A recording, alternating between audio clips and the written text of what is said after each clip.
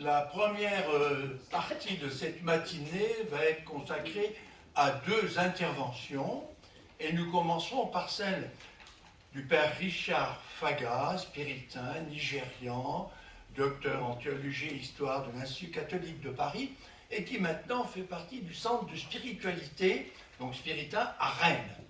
Il va nous présenter, c'est la moindre des choses, la problématique de ce colloque.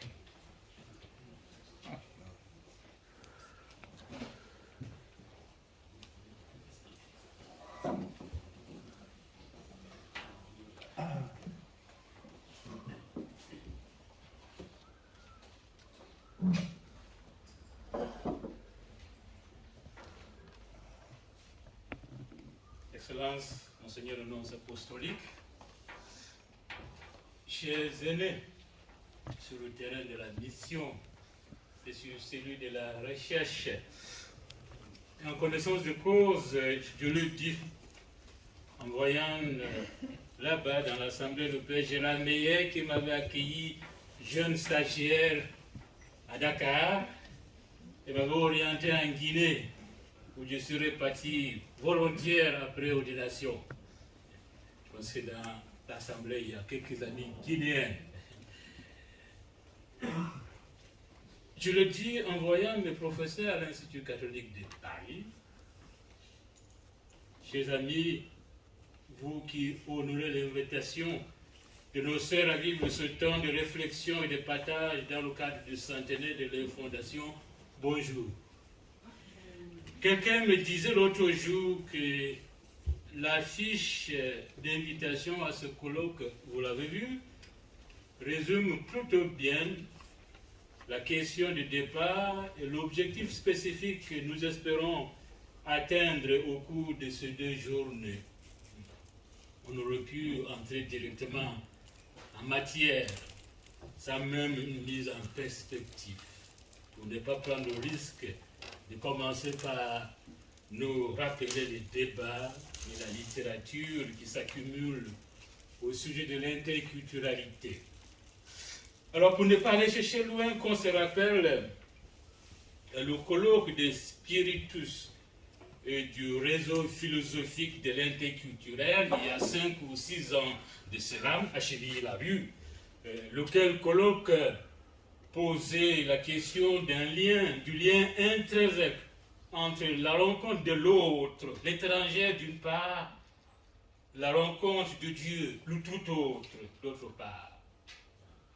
Rencontre qui ne peut contourner la question de la différence culturelle, mais qui évoque la possibilité d'enrichissement mutuel des cultures, la possibilité d'interfécondation, donc de l'interculturalité, ce qui veut dire autre chose que la simple coexistence.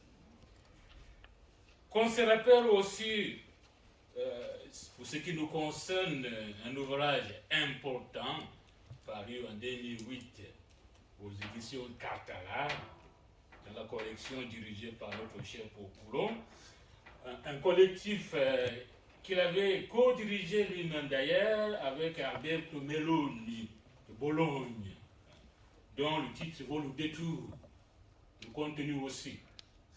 L'ouvrage s'appelle, je pense que ça doit être s'afficher là, Christianisme, mission et culture, arc-en-ciel des défis et des réponses, 16e, 21e siècle.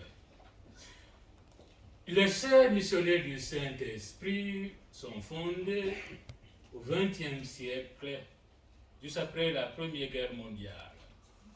Et commencent leur histoire avec cet arc-en-ciel de défis, dont celui de la rencontre des cultures.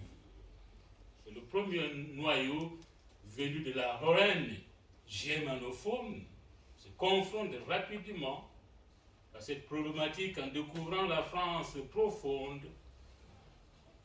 Voyez en soi, la problématique n'est pas nouvelle, par lecture à rebours, ce qui est autre chose que l'anachronisme. Par lecture à rebours, on retrouve cette problématique aux origines du christianisme, avec des traces nettes dans le Nouveau Testament, d'où la référence l'épisode de la Cananéenne dans l'intitulé de notre colloque. Jésus et la Cananéenne. C'est la rencontre de l'autre, la rencontre du tout autre. Le Père Jean-Paul nous en dira davantage tantôt. Alors, dans le questionnement auquel le comité du colloque s'est livré dès nos premières séances de travail, la problématique de l'interculturalité s'est imposée assez vite pour les sœurs spiritaines comme un lieu d'interrogation majeur pour eux, pour elles, au regard de leur histoire et de leur expérience missionnaire. Venant de cultures différentes, à l'œuvre sur 4 continents, dans 16 pays, si je ne me trompe, l'interculturalité s'impose d'abord au sein de leur communauté, avant même d'être une exigence pour la mission dans les endroits où elles sont présentes.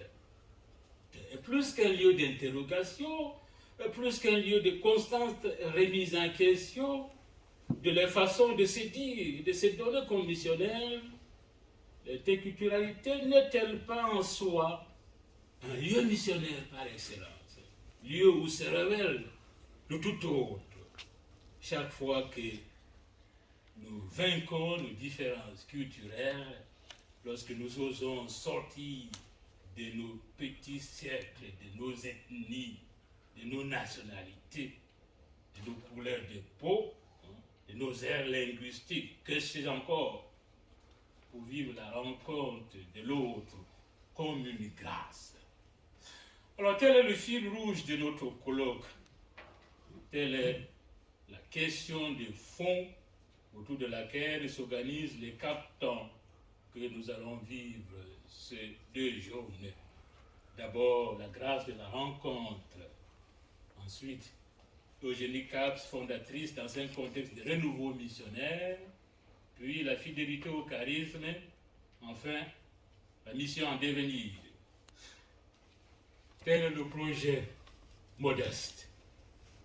Et comme le psalmiste qui s'en va en pleurant et jette la sémence, puissions-nous en revenir dans la joie, nous aussi, et rapporter ne serait-ce que quelques gerbes. Merci à chacun et à chacune et bon colloque.